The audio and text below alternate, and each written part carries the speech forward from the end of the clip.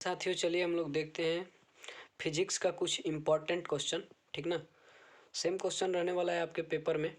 काफ़ी मस्त क्वेश्चन का कंटेंट लेकर के आए हैं हम अपने चैनल मिशन वर्दी ऑफिशियल पर। ठीक है, चलिए देखते हैं। हम लोग का फर्स्ट क्वेश्चन है कि हवा में प्रकाश का चाल होता है।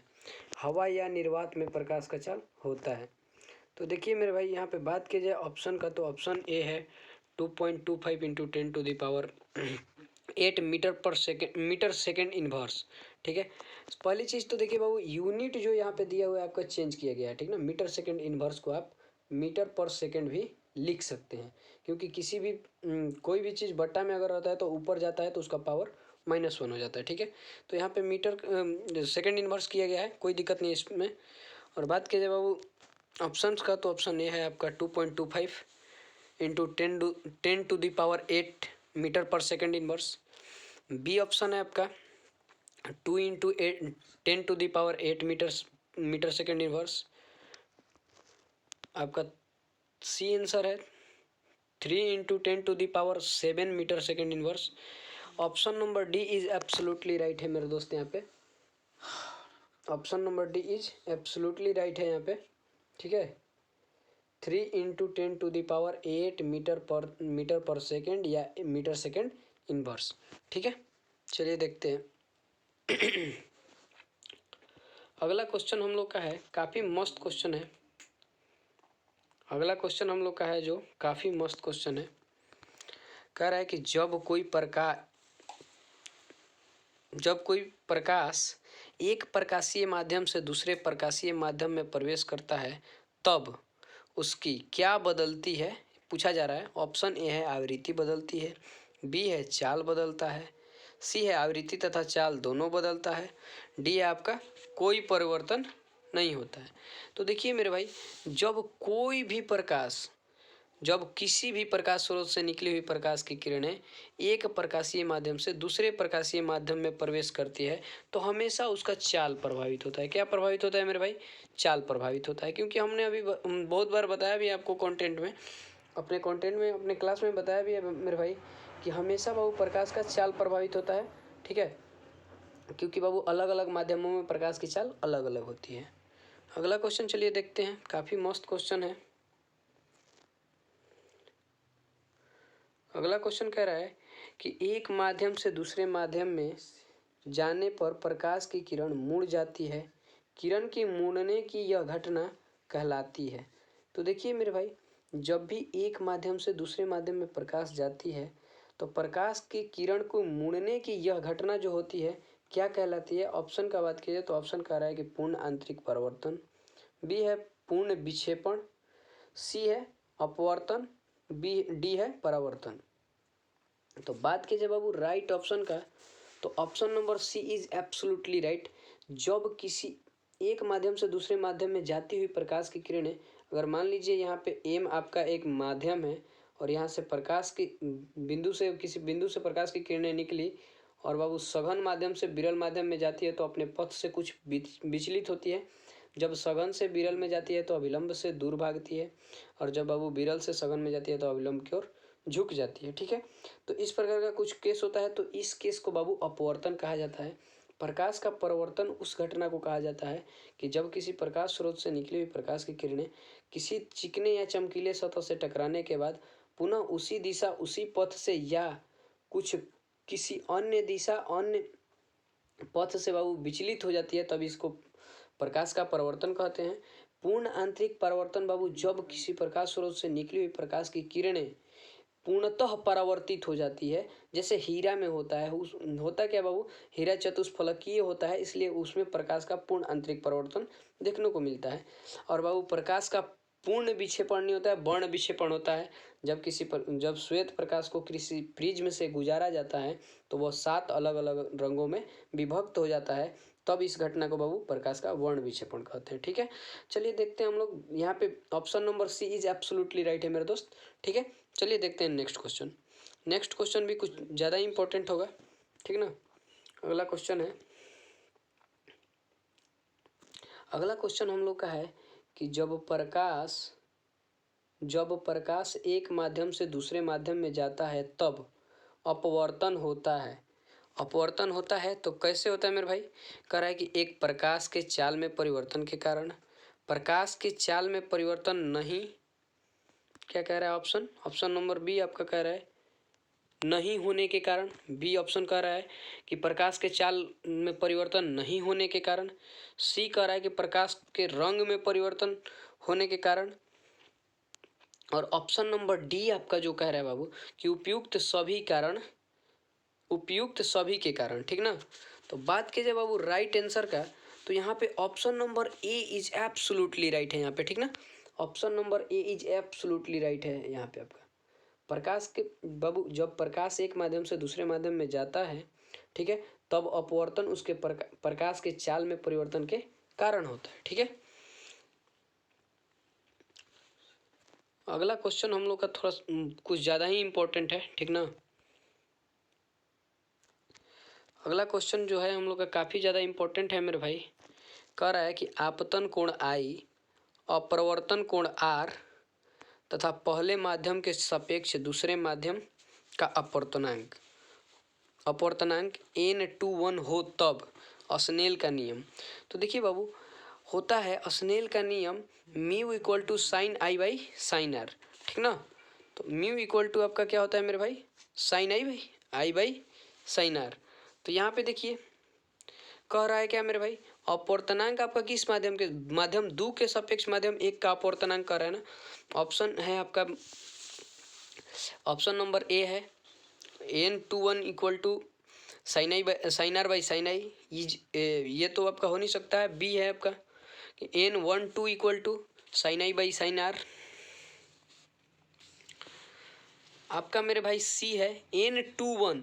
देखिए हमसे क्वेश्चन में पूछ क्या रहा था, n/1 ना, हमसे क्वेश्चन में पूछ रहा था बाबू n/1, यानी कि माध्यम दो के सापेक्ष माध्यम एक का अपवर्तनांक। तो यहाँ पे हमको मिल गया n/1। अब चलिए देखते हैं हम लोग का निश्चित कब होता है, जब बाबू म्यू इक्वल टू होता है sine i by sine are.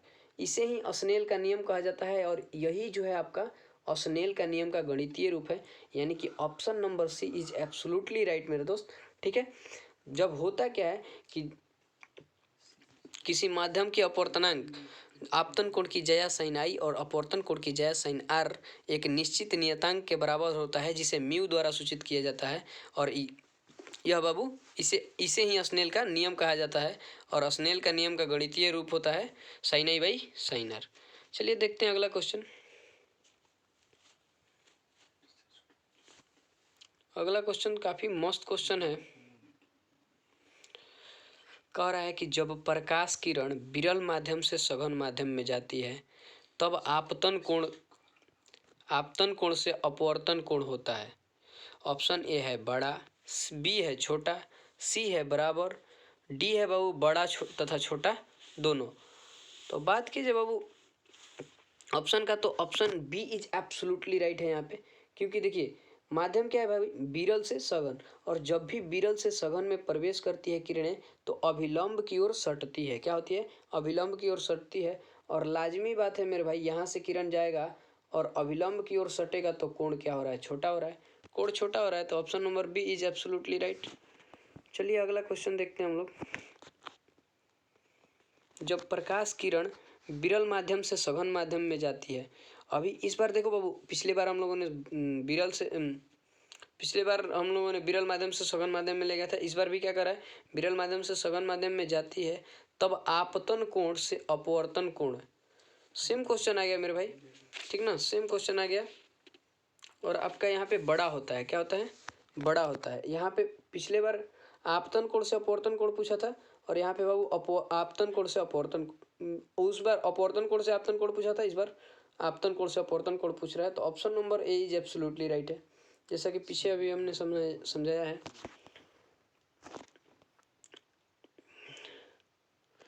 अगला क्वेश्चन कह रहा है कि हवा में प्रकाश की चाल 3 × 10⁸ मीटर पर सेकंड इनवर्स है तथा कांच में प्रकाश का चाल इतना है। तो बाबू 2 × 10⁸ मीटर पर सेकंड इनवर्स है। तो कह रहा है कि कांच के निरपेक्ष अपवर्तनांक का मान क्या होगा, यानी कि हवा के सापेक्ष कांच का अपवर्तनांक क्या होगा। तो यहाँ पे बाबू देखिए आपका हो जाएगा आपका सूत्र होता है sine A by sine r, ठीक ना। तो यहाँ पे उस हिसाब से आपका हो जाएगा, स्पेस नहीं हो पा रहा है, डायरेक्ट ऑप्शन कर दे रहा हूँ, आप लोग कर लीजिएगा, ठीक ना। यहाँ पे आपका राइट ऑप्शन का बात किया जाए तो ऑप्शन नंबर ए है 3/2, बी है 4/2, बी है आपका 4/2 और आपका सी है 3/4, डी है 7/3। तो बात कीजिए बाबू ऑप्शन का, तो देखिए साइन आई यहाँ पे मिल रहा है आपको, ठीक है, और साइन आर भी आपको मिल रहा है। और बात की जाए ऑप्शन का, तो देखिए यहाँ पे हो जाएगा आपका 3 × 10⁸ बाई 2 × 10⁸ 10⁸ से 10⁸ इज कैंसिल हो जाएगा आपका, ऑप्शन आपका बच जाएगा 3/2। तो option number A is absolutely right, ठीक है, option number A is absolutely right. चलिए देखते हैं नेक्स्ट क्वेश्चन। अगला क्वेश्चन कह रहा है कि जल तथा कांच का अपवर्तनांक 4/3 और 3/2 है। जल तथा कांच के आपेक्ष यानी कि जल तथा कांच के आपेक्ष अपवर्तनांक होगा। तो यहाँ पे भी देखिए आपका बाबू बात की जाए ऑप्शन का, तो ऑप्शन ए है आपका 2, बी है आपका 1/2, सी है आपका बाबू 9/8 और डी है आपका 8/9। तो चलिए हम लोग देखते हैं बाबू होगा क्या। तो देखिए यहाँ पे हम लोग करेंगे क्या, 4/3/3/2, 3/2, ठीक है। तो आपने इस प्रकार का रूल पढ़ा होगा 1 × डी बी × सी, ठीक है। तो आपका हो जाएगा ऊपर में 8/9, ठीक है। Option number D is absolutely right है मेरे भाई, option number D is absolutely right, ठीक है। चलिए देखते हैं अगला क्वेश्चन। काफ़ी मस्त क्वेश्चन है मेरे भाई, अगला क्वेश्चन आपका काफ़ी मस्त क्वेश्चन है, ठीक ना। अगला क्वेश्चन आपका काफ़ी मस्त है। अगला क्वेश्चन कह रहा है जब आपतन कोण का मान क्रांतिक कोण के मान के बराबर हो तो अपवर्तन कोण होता है। जब आपतन कोण का मान क्रांतिक कोण के मान के बराबर हो तब अपवर्तन कोण का मान होता है। बात कीजिए मेरे भाई ऑप्शन का, तो option number A is 0 degree, B is 90 degree, C is 45 degree, D is 180 degree. आपका बात कीजिए राइट आंसर का, तो यहाँ पे बी इज एब्सोल्युटली राइट है मेरे भाई, ठीक है। जब आपतन कोण की मान क्रांतिक कोण के मान के बराबर होता है तो देखिए भाई इसको बोलते हैं आपतन कोण, ठीक ना। ये आपका हो गया अगर 90 डिग्री, और जब दो माध्यम में प्रवेश करती किरणें तो इसका भी बाबू देखिए इस प्रकार से यहाँ पे बनता है आपका क्रांतिक कोण, तो क्रांतिक कोण का मान 90 डिग्री हो जाता है। क्या हो जाता है मेरे भाई, 90 डिग्री हो जाता है। चलिए देखते हैं अगला क्वेश्चन।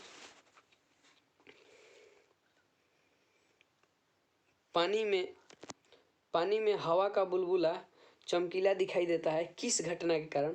ऑप्शन नंबर ए है अपवर्तन के कारण, बी है परावर्तन के कारण, सी है पूर्ण आंतरिक परावर्तन के कारण, डी है वर्ण विक्षेपण के कारण।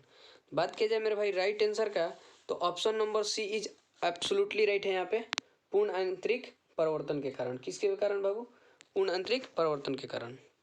चलिए अगला देखते हैं। कोई कांच स्लैब पर 30 डिग्री का कोण कोई कांच की एक स्लैब पर 30 डिग्री कोण पर आपतित होती है, ठीक ना। 30 डिग्री कोण पर क्या होती है, किरणें आपतित होती है। स्लैब के दूसरे सतह से निर्गत किरण एवं अभिलंब के साथ कोण बनाएगी। जो अभिलंब स्लैब के दूसरे सतह से किरणें होंगी अभिलंब के साथ कितने डिग्री का कोण बनाएगी। तो देखिए मेरे भाई ऑप्शन का बात की जाए तो ऑप्शन नंबर ए है 40 डिग्री, बी है 90 डिग्री, सी है आपका बाबू 30 डिग्री, डी है आपका 45 डिग्री। बात कीजिए राइट आंसर का, तो यहाँ पे option number C is absolutely right है मेरे भाई, ठीक ना। Option number C is absolutely right है, क्योंकि आपतन कोण के बराबर बाबू अपवर्तन कोण भी होता है, ठीक ना। चलिए देखते हैं अगला क्वेश्चन। काफ़ी मस्त क्वेश्चन के साथ हम आप लोगों के बीच आए हैं आज। बहुत ही ज़्यादा इम्पोर्टेंट क्वेश्चन है ये क्वेश्चन। अगला क्वेश्चन है कि जल में स्थित किसी वस्तु को हवा से देखने पर वस्तु की आभासी गहराई वास्तविक गहराई से अधिक होती है। ऑप्शन नंबर ए है कम होती है, बी है अधिक होती है, सी है बराबर होती है, डी है कम या बराबर होती है। तो बात की जाए मेरे भाई राइट आंसर का, तो answer A is absolutely right है भाई। क्योंकि देखिए किसी भी बाबू जल में सिक्का को जब आप डालिएगा तो वो अपने वास्तविक गहराई से थोड़ा ऊपर की ओर उठा हुआ दिखाई देता है। तो जब कोई भी वस्तु तल से ऊपर आएगा तो उसकी गहराई क्या होगी, कम होगी। चलिए अगला क्वेश्चन देखते हैं हम। इनमें से कौन सा पदार्थ, अगला क्वेश्चन काफ़ी इंपॉर्टेंट क्वेश्चन है बाबू, हर बार के लिए इंपॉर्टेंट रहा, आपके लिए भी इंपॉर्टेंट है। इसमें से कौन सा पदार्थ लेंस बनाने में प्रयुक्त नहीं किया जा सकता है, यानी कि लेंस बनाने में प्रयुक्त नहीं किया जा सकता है। ऑप्शन ए है जल, बी है कांच, सी है प्लास्टिक, डी है मिट्टी। बात की जाए मेरे भाई राइट आंसर का, तो option D is absolutely right. यहाँ पे देखिए आपका क्वेश्चन के सामने दिया भी गया है टेक्स्ट बुक एक्सरसाइज, ठीक ना, आपके बुक का है, सेम क्वेश्चन है, ठीक ना। चलिए देखते हैं अगला क्वेश्चन, काफ़ी मस्त क्वेश्चन रहा है ये। उत्तल लेंस में जब वस्तु यानी कि बिंब फोकस एवं लेंस के बीच रखी हो, उत्तल लेंस में जब वस्तु फोकस और लेंस के बीच रखी हो तब प्रतिबिंब बनता है।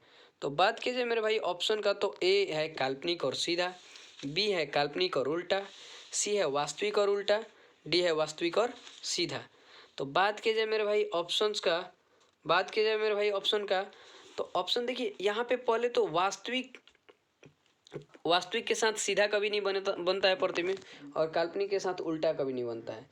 और बच गया दो ऑप्शन, तो इसमें option number A is absolutely right है यहाँ पे भाई, ठीक है, option number A is absolutely right है। चलिए देखते हैं नेक्स्ट क्वेश्चन। किसी बिंब का वास्तविक तथा समान साइज का प्रतिबिंब प्राप्त करने के लिए उत्तल लेंस के सामने कहाँ रखें, यानी कि उत्तल लेंस के सामने बाबू वस्तु का स्थान जो है कहाँ रखें। ए है आपका बाबू लेंस के मुख्य फोकस पर, बी है लेंस के फोकस दूरी की दुगनी दूरी पर, सी है अनंत पर, डी है बाबू लेंस के प्रकाशीय केंद्र तथा मुख्य फोकस के बीच, ठीक है, मुख्य फोकस के बीच। तो बात की जाए मेरे भाई राइट आंसर का, तो आपका बी आंसर बिल्कुल सही है आपका बाबू, B option is absolutely right, ठीक है। आज के लिए बस इतना ही दोस्त, मिलते हैं नेक्स्ट वीडियो में, ठीक ना, और ज़्यादा मोस्ट इंपॉर्टेंट क्वेश्चन के साथ। आज के लिए इतना ही, जय हिंद।